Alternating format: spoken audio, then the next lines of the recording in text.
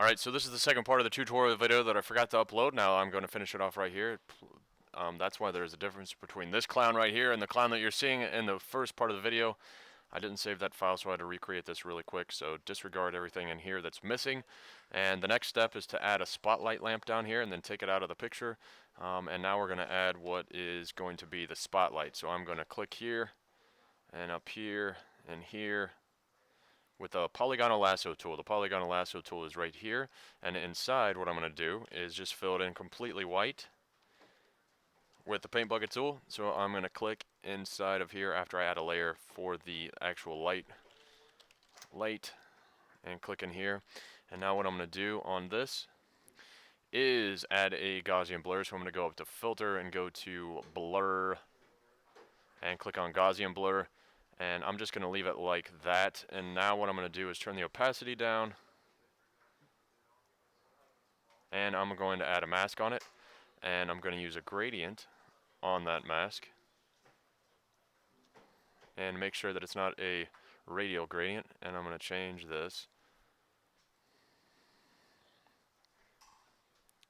to black and white. There we go. And I might scale that down a little bit, and I'm going to put this in a group. And Aiden really wants to be on his phone right now.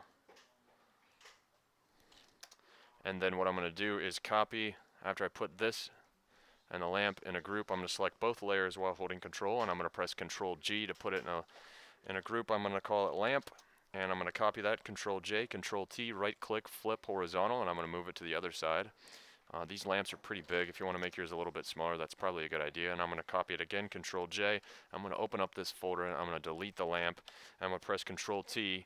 I'm going to move this spotlight to the middle. I'm going to hold Alt to change the pivot point of this layer. I'm going to click right here in the middle of this light, the bottom of the light, and I'm going to rotate this up and then try to center it right here. And those are the lamps. You might want to turn the opacity down a little bit.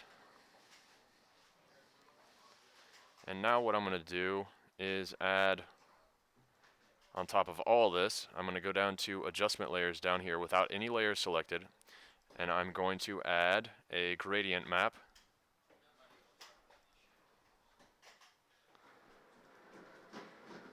And I'm going to change the color from black to the dark blue that I had in the beginning.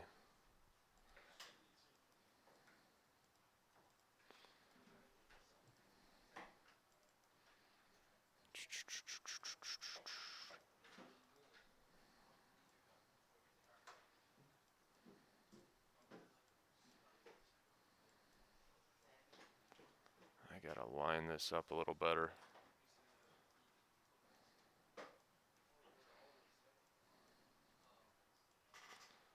There we go.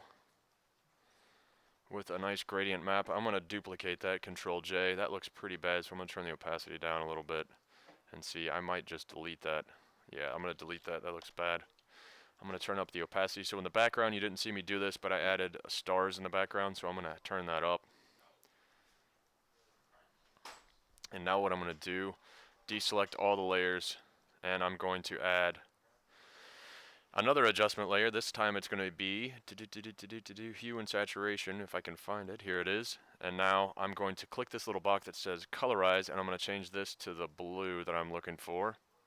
And I'm going to add that again. I'm going to copy that and see what happens. That does not look very bright, so I'm going to adjust it. And I'm going to copy it, Control J. And I'm going to change this one to sort of a pink. Yeah, I don't like that at all, so I'm just going to get rid of that. I'm going to delete that and leave it like this.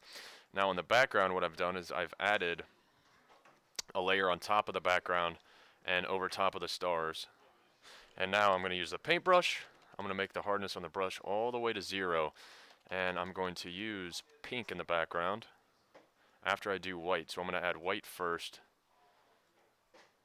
And now I'm probably going to scale that up. So scale that up. Nope. Wow, that looked bad. Right there. And now what I'm going to do is change that to pink. Okay, on the top then what I'm going to do is copy this, Control J, and I'm going to change this Where are the settings at? Here we go. To pink. And now what I'm going to do with a black brush on this mask here is get rid of everything that I don't want to be pink. So I'm going to turn the hardness back on my brush up to the 90s, and I'm going to click away what I don't want to be pink.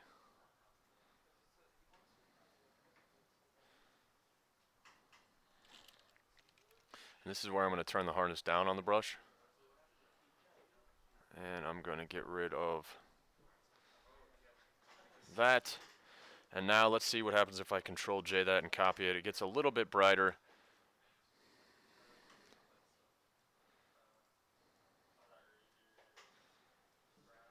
And maybe I'll turn up the opacity on the stars in the background and add something in the sky.